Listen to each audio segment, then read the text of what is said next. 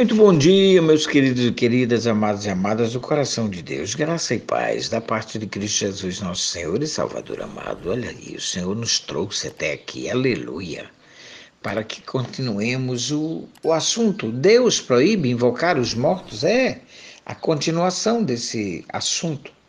Vamos ao texto que relata sobre ele. Sabendo que Deus rejeitou Saul, que não falava mais com ele por meio do Espírito Santo, Samuel não se rebelaria contra o mandamento de Deus, falando a Saul por ele mesmo ou por intermédio do espírito de uma feiticeira. Mesmo que o morto Samuel pudesse ouvir a invocação de Saul, ele não viria, pois sabia que o mandamento de Deus, que os mortos não podem ser invocados. Ele sabia que tinha esse mandamento. Está lá em Deuteronômio 18, 11. Quando o autor citou Samuel disse, isso não significa que ele afirmou que ali era Samuel falando.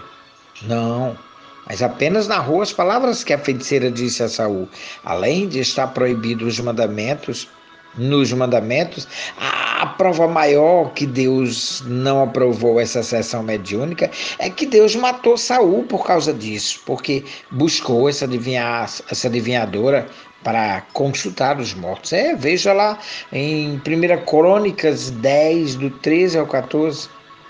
Eu vou ler. Diz assim, ó, assim morreu Saul por causa da sua transgressão, com que transgrediu contra o Senhor, por causa da palavra do Senhor, a qual não havia guardado, e também porque buscou a adivinhadora para consultar e não buscou o Senhor, pelo que o matou e transferiu seu reino a Davi, filho de Jessé. Está vendo?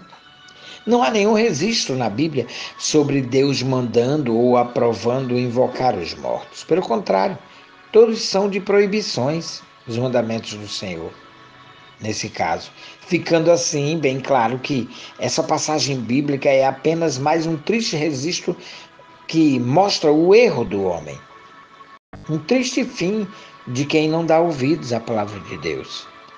Ora, se o erro que matou Saul servir de base bíblica para ser criado o ministério da mediunidade, também pode ser criado o ministério do adultério baseado no erro de Davi, como está escrito lá em 2 Samuel 11, do 3 ao 6 e versículo 27. Ou o ministério da bebedice, baseado no erro de Noé, que se embebedou com vinho, como está lá em Gênesis 9, do 20 ao 24. Ou o ministério da mentira, baseado no erro de Abraão, quando disse que sua esposa era sua irmã, lá em Gênesis capítulo 20, do 1 ao 5. Será que é por isso que existe o ministério da idolatria? Será que é baseado no erro de Salomão, como está escrito lá em 1 Reis 11, do 4 ao 9? Deus registrou na Bíblia os erros dos homens para mostrar o prejuízo que é causado pelo erro, e não para que imitássemos os erros deles, para enganar a quem os invoca pelo erro, como enganou a Saul. Os espíritos invocados pela mediunidade, até falam a verdade. Mas logo são pegos na mentira, quando são medidos pelos ensinamentos da palavra de Deus.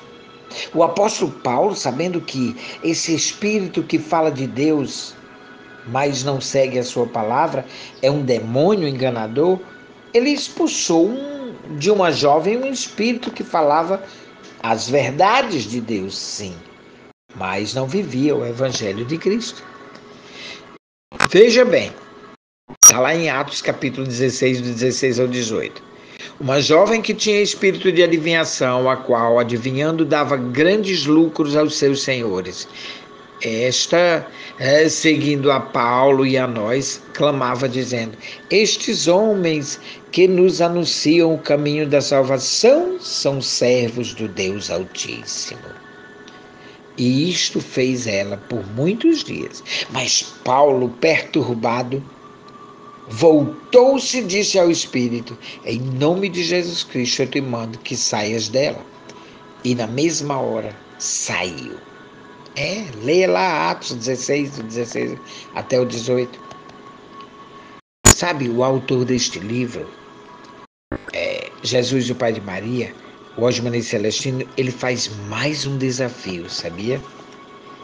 E amanhã, se o bom Deus nos permitir novamente, estaremos aqui de volta para saber qual é esse desafio.